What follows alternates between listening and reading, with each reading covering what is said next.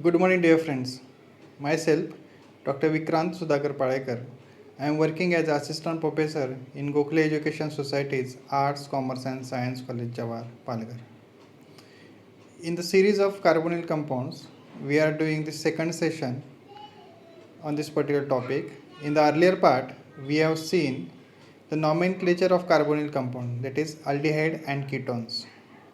In case of aldehyde, for nomenclature we have seen that they are called as a alkanes. We have to use suffix al, while in case of the ketone we have to use suffix one, that is they can be called as a alkanones. So in this particular session we are going to see two parts. First is structure and reactivity of carbonyl compounds, and other will be the methods of preparation of aldehyde and ketones. First we will see the structure of carbonyl compounds. As we can see, the carbonyl compound contains carbon and oxygen which is attached by means of a double bond. So we can say the carbon and oxygen is having double bond. So if we see this particular compound, we can clearly observe that whatever the carbon present and oxygen, these both the atoms are having sp2 hybridization.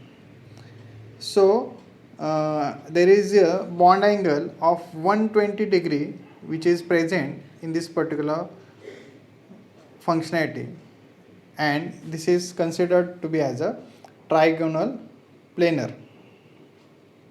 As we can see, there are 4 bonds which are present, 1, 2, 3 and 4. So out of these 3 bonds, 3 are sigma bonds while 1 is pi bond. So pi bond you will observe in case of the double bond, carbon oxygen double bond. Apart from that, this oxygen also contains 2 non-bonding pair of electrons which is present on the oxygen. So we can say the lone pair of electrons which is present on the oxygen. Then we can, from this particular structure, we can easily say that there is a carbon and oxygen. They are bonded with the help of single bond. So sp2 orbital of carbon and sp2 orbital of oxygen, they overlap axially and they form a sigma bond, while p orbital of carbon and p orbital of oxygen, they overlap parallelly and they form pi bonds. Apart from that, you can also observe that oxygen is having a lone pair of electrons, that is non-bonded electrons which is present in the sp2 orbital. So this is a view you will observe in case of the carbonyl compounds. So this is another structure. In this also you can clearly see that where is the position of pi bond and where is the position of sigma bond. As we know that this particular carbonyl group has 2 valencies left. So these 2 valencies in case of aldehyde, they are filled by one by alkyl group and one by hydrogen. So this is a particular position you will observe in case of the aldehyde. While in case of ketones, you will observe that another valency is filled by another alkyl groups. So this is a functionality you will observe in case of. Now we will see the reactivity of carbonyl compounds. As we know that oxygen is more electronegative than carbon atom, it pulls the electrons towards itself. So electron density is shifted towards oxygen. Apart from the electronegativity, it also carries a lone pair of electrons. So there is a quite negative charge present on the oxygen. So if we see the resonating structure of this carbonyl compound, we can easily observe that you will find these two structures where we can say the carbon is having less electron density, rather we can say carbonyl carbon is electron deficient and oxygen is carrying higher electron density. So this is a very important property which makes this particular functionality a very reactive one. So in general we can say the carbonyl group is polar one. So oxygen is having high electron density. Because of that, what will happen is carbon becomes electron deficient. So it becomes less electrophilic. So there are chances that this particular carbonyl carbon is uncrowded. So there is a chance that the nucleophile can attack on it as it is being electron deficient. So we can say that aldehyde and ketones undergo nucleophilic addition at carbonyl carbon because of its electron deficiency. So remember always aldehyde and ketones, they very easily undergo nucleophilic addition reaction. Now we are going to see that there are some effects which plays very important property on their reactivity. If we see that the substituent present on the carbonyl carbon, as the larger substituent is present, it hinders the attack of nucleophile. So we can say the size of the carbon chain increases attached to the carbonyl carbon, the reactivity get decreases. Let us see these three examples first. In case of formaldehyde, that is methanol, there is only hydrogens which are being present on carbonyl carbon. So as there is no large steric hindrance observed in case of the methanol, so we can say that it is having very good reactivity. But as the alkyl groups get introduced in case of the another aldehyde, you will find there is a steric hindrance takes place. So attack of the nucleophile becomes difficult. So we can say that as the alkyl groups increases, the reactivity decreases. While in case of the ketones, you will observe that the two bulky alkyl groups which are attached to the carbonyl carbon. So as the groups increases or larger the group, you will find that lesser is the reactivity. So in general we can say that methanol is having higher reactivity than aldehyde and ketones. So this particular property we need to remember. So another effect is also playing very important part, that is electronic effect, or rather we can say the inductive effect. As we know that the alkyl group are electron donating in nature. They push the electron density towards carbonyl carbon. So as a result of that, this particular carbonyl carbon becomes less electrophilic. So as that particular reactivity get decreases. So more the alkyl groups are present, you will observe this particular carbonyl carbon becomes less electrophilic and the reactivity get decreases. So in general we need to remember that steric effect and electronic effect plays very important part. So you will find that aldehydes are more reactive as compared to the ketones. So this we need to remember. Aldehydes are more reactive than ketones because of these two effects. One is size of the groups and another is inductive effect or electronic effect. Now we are going to see the next part, that is methods of preparation of aldehyde and ketones. In earlier classes also you have seen there are various methods for the preparation of aldehyde and ketones from primary alcohols. As we know that when primary alcohols get oxidized, we get aldehyde and ketones, and these aldehydes and ketones get further oxidized to carboxylic acids. You have studied this particular conversion with the help of these two reagents, that is potassium dichromate and potassium permanganate in acidic solutions. Okay, So this particular reagents are good for the conversion of primary alcohols into aldehyde or ketones, but they do also have some drawbacks of, as per green chemistry point of view, that they are having lesser atom economy or hazard point of view. So we need to think about the another oxidizing agent. So remember always, whenever you oxidize primary alcohols, you always get aldehyde, and secondary alcohol on oxidation gives ketones. These two things you should remember when you see the different reactions for the preparation of aldehyde and ketone. Now we are going to see the methods for oxidation of primary alcohol to aldehyde by using a reagent known as pyridinium chlorochromate, that is also called as a PCC. So this particular reagent is also called as a Corey-Sugg reagent. First we will see how to prepare this particular PCC. So this is the method. First chromium trioxide is taken, which is being dissolved in HCl salt, then it forms chlorochromic acid. So HCl get added across the chromium trioxide and you will get this chlorochromic acid. This chlorochromic acid is then reacted with the pyridine and you will get the formation of desired pyridinium chlorochromate. You will get very beautiful orange crystals of PCC.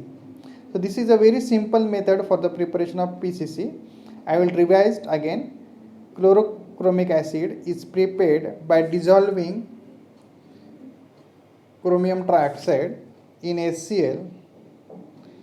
Further addition of pyridine, it gives pyridinium chlorochromate. So we have to remember that PCC is a very good oxidizing agent which is being used for oxidation of primary alcohol into aldehyde, and secondary alcohols gives ketones. Now we will see the conversion of primary alcohol to aldehyde by using PCC. So go through the reaction. First primary alcohol is being taken, which is having functionality RCH2OH, which is then reacted with the PCC in presence of dichloromethane as a solvent. So you will get formation of aldehyde. As we know that this is an oxidation reaction. So from primary alcohols, 2 hydrogens are being removed. Okay, 2 hydrogens when removed, you will get the aldehyde. If you see this particular structure and this particular structure, you will observe that there are 2 hydrogens are lesser. So clearly we can say that 2 hydrogens are being removed. So primary alcohols with the oxidation of PCC gives aldehydes with formation of carbonic acid. Carbonic acid is being formed along with the formation of pyridine hydrochloride salt. So remember, PCC is used as an oxidizing reagent to convert primary alcohol into aldehyde. You will observe that the number of carbons remains same, only the 2 hydrogens are being removed from primary alcohol. Now we will see the examples. Let us take the example of benzyl alcohol. As we know that benzyl alcohol is a primary alcohol which is being reacted with the PCC, our oxidizing reagent, in presence of dichloromethane. So oxidation will take place and this particular CH2 group being converted into carbonyl group. So this is a conversion occurred. CH2 group get converted into carbonyl group with removal of 2 hydrogens. So you will get the formation of benzaldehyde as a product. So remember, there is a 1 carbon outside the benzene ring. Here is also 1 carbon outside the benzene ring. Only difference is that the CH2 group get converted into carbonyl group. Simple oxidation reaction. Next example. As we know that aliphatic alcohol, ethanol. If you take ethanol, if you react with the PCC, you will get the acetaldehyde, that is also called as a ethanol. So simple oxidation of primary alcohol you can carry out to get the aliphatic aldehyde also and aromatic aldehyde also. So remember this particular conversion with the help of PCC. Let us see the conversion of secondary alcohols into ketones. Now we will see how the secondary alcohols can convert it into ketone. Take the secondary alcohol.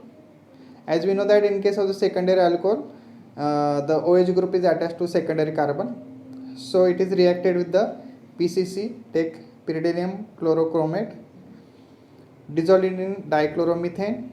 This is used to dissolve the PCC. Then it gets ketone. So you will observe that this particular structure and ketone, you will observe that one hydrogen from this particular carbon, one hydrogen from this particular carbon and one hydrogen from this OH group is taken away and this particular group is converted into carbonyl group. So in general we can say that this particular group CHOH group is get converted into C double bond O group, that is carbonyl group. Along with the formation of ketone, you will also get the formation of carbonic acid and pyridinium hydrochloride as a salt. So remember this particular example of conversion of secondary alcohol to ketone. Now we will take the particular example. Let us take the example of cyclohexanol. As we know that cyclohexanol is the secondary alcohol. React with the PCC, you will get the cyclohexanol as a final compound. So this is a simple example of oxidation of secondary alcohol. Now take this another example. In this example you will observe that this is alcohol. Okay, now I will say this is a secondary alcohol. When this particular compound is reacted with the PCC, that is pyridinium chlorochromate, you will get oxidation of this compound into this. So this is a conversion occurs. Here you will find that one hydrogen from here and one hydrogen from here is removed to convert CHOH group into C double bond O group. So in general we can say that the acetophenone is prepared by oxidation of 1-phenylethanol by using PCC as a oxidizing agent or reagent. Now we will see the second method. This is the second method by hydration of alkynes. As we know that hydration means addition of water, H2O, or rather we can say that H and OH. So what will happen in this case, alkynes is reacted with water in presence of 20% H2SO4 and HgSO4. The addition of water takes place across carbon-carbon triple bond. Okay, the OH group is added across carbon number 1 and H group is added across carbon number 2. So you will get the formation of enol. Why this compound is called as enol? Because it contains two functionality. In means carbon-carbon double bond and OL means what? OH. So this particular compound is called as enol. As we know that this particular enol is less stable, it very fast get converted into ketone form. So what will happen? The hydrogen present on this OH group get migrated to adjacent carbon and you will get the formation of ethanol. So these two structures are interconvertible and these two structures are called as a ketoenol form. Okay. Let us take the another example. This is a just example of ethane. If you have the higher alkynes, what will happen? These higher alkynes in presence of HOH, in presence of H2SO4 and HgSO4, you will again get the addition of H2 across carbon-carbon triple bond and you will get the formation of enol species. These enol species undergo tautomerization, in which hydrogen is being transferred from carbon number 1 to 2 and you will get the formation of alkanone. So in general we can say that the alkynes with higher carbon or higher alkynes gives ketones. Here this particular example is for preparation of aldehydes, and this particular example is for preparation of ketones. Remember this particular mechanism. Or now we'll see. Now we will take a particular example. Let us take the propane. As we know that the structure of propane is CH3, C triple bond, CH. Okay. So what will happen whenever the hydration takes place? As we know that Markovnikov's rule, the negative part, that is OH minus is the negative part. It gets added to the carbon which carries less number of hydrogens. Rather at 2 number carbon there is no hydrogen. So OH group get added to carbon number 2. So you will observe that this particular OH group is at carbon number 2 and H is at carbon number 1. Okay, remember this particular addition, as this particular addition takes place as per the Markovnikov's rule. Then this particular enol form get converted into ketone form. What is only difference? The H is being transferred from carbon number 2 to carbon number 1, and here we will get CH3, C double bond O, CH3, right? So you will get the formation of propanol. If you see this particular structure and this particular structure, it also contains 3 carbons, this also contains 3 carbons. So remember that there is no decrease in the carbon number observed. Only thing is that hydration takes place across carbon-carbon triple bond. Now, as I already told that water is added across carbon-carbon triple bond, and they form the enols, and these enols are unstable intermediate. They easily get converted into ketoforms, and these two structures are called as a ketoenol tautomers. Okay, remember this particular tautomerism you will find in case of the above structures.